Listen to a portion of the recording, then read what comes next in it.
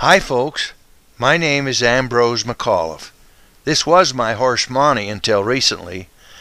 I bought him at the Red Bluff gelding sale when he was 5. He is an own son of Montana Doc. I sold him this year to my good friend Alan Vortman of Granger, Washington. I want to share with you some practical methods that you might be able to use when handling your cattle, your horse, and your dog. I hope you find these approaches helpful and entertaining. As you can see, I'm riding Monty without a bridle. I want you to see how getting better at using your legs and feet to cue your horse helps control subtle movements when negotiating a cow's flight zone out of the herd. I want to introduce you to the Rogue River Ranch, located here in the Wood River Valley, 2 miles south of Fort Klamath, Oregon. The ranch manager and his wife, Wade and Sis Gowen, use border collies and advanced low-stress handling techniques. The calm, relaxed manner these cattle exhibit is an affirmation of their skills, as initially, when these cattle arrived this spring, they were in no state of mind to be held quietly in a corner.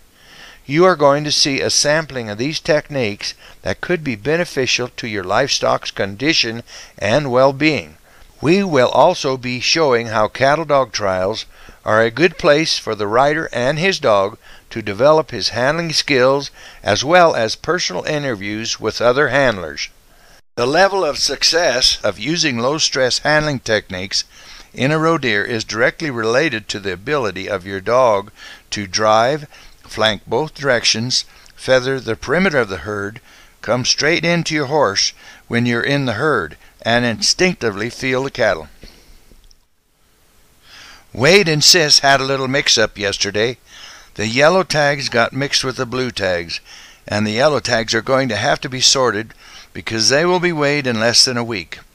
I suggested it was an opportunity to accomplish the job roe deer style, an age-old practice of sorting, branding, or doctoring cattle out in the open or in the corner of a field. The goal is to perform a given task with the least amount of stress in order to maintain the weight and friendly demeanor of these 900-pound steers. When you stop to think that every pound is worth $1, it's not unheard of that these cattle, if they are disturbed or not handled properly, could lose as much as 50 pounds before they get to the scales. First, it's our goal to demonstrate the best way of accomplishing this task with the rider, his horse, and dog. Then later we will show you how we use a lead steer to move cattle with quiet efficiency. The first thing that I have to be able to do is take my 6-year-old dog, Rebel, into the herd while determining where my target is located. In this case, we've got 2 yellow tags on the edge of the herd to sort out first. As you can see, it is a little more difficult with 2 rather than 1.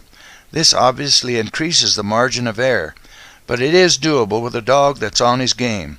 Now I have my dog turn the edge of the cattle back into the herd, thereby making the color of the tags more visible, so I can find my next yellow tag.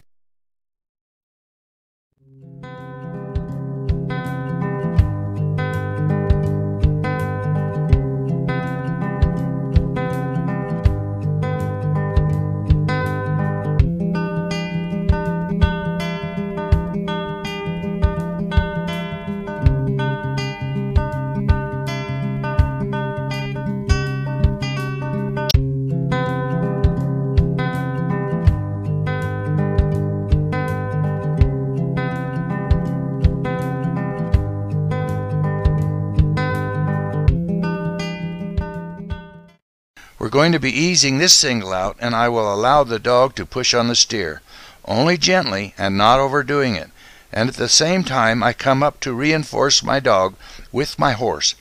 I maintain a little pressure to keep the power of 3 against 1. Then I call the dog off and give the steer a little boost with my horse, and he's on his way to the parantha, the Spanish term for the cattle who have been removed from the herd. Here's a 3-year-old dog named Jeff developing his ability at the roe deer. Once we find a yellow tag, we ever so gently ease him away from the herd toward the cuts.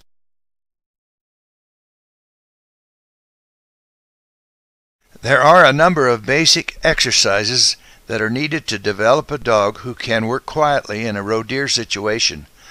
One of my favorite methods is to use a pen that's open on both ends with a set of gentle calves. This is a 2-year-old dog named Pepper, who I ended up selling at Red Bluff in 2009 for $7,500. I flank him counterclockwise, then clockwise, and then drive them out of the pen at a nice even pace.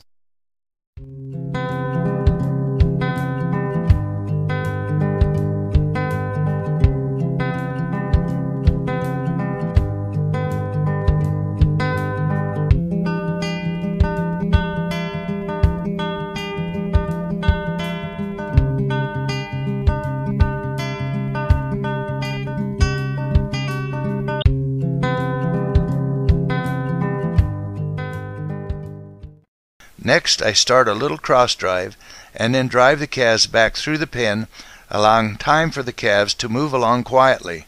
Then I reverse the process. I repeat this several times and then go on to other things, so as not to lose Pepper's interest in working.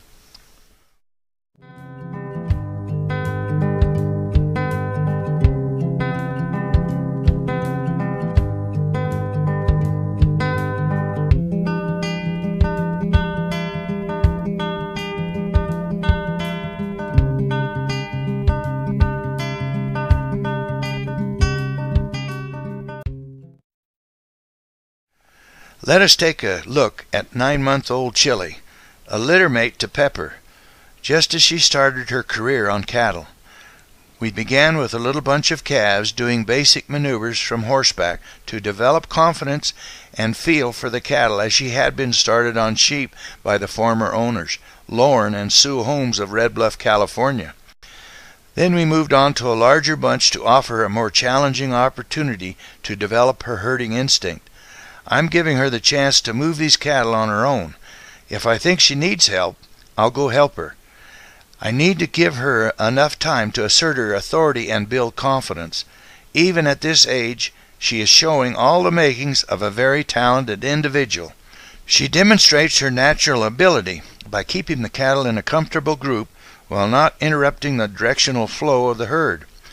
I can't emphasize enough the advantage of being a horseback. It allows me to maintain better eye contact with the dog than I could a footback. Also, the horse takes the place of a lead steer and gives the cattle a sense of where I want them to go.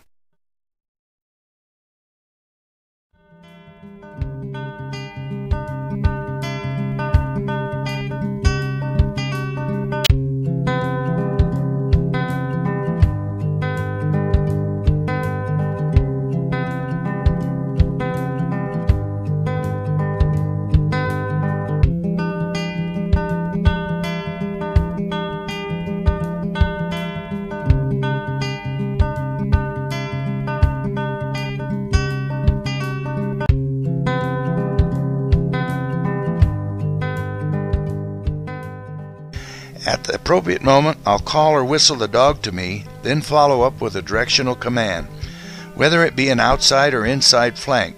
That's what it's all about. It's you, your horse, and your dog working cows with a minimum of effort.